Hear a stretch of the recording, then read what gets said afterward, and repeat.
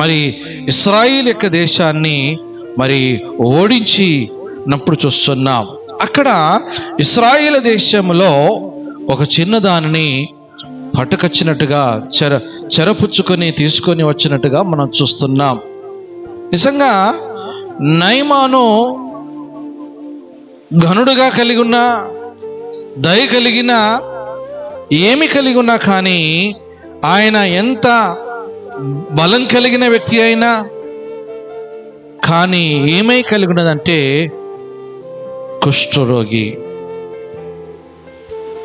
యుద్ధ వీరుడైనా కావచ్చు, మంచి పదవులు కలిగిన వ్యక్తి కావచ్చు,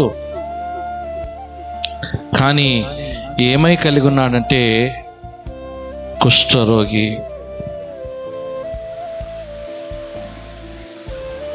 మనం లోకంలో మనం చూస్తున్నాం.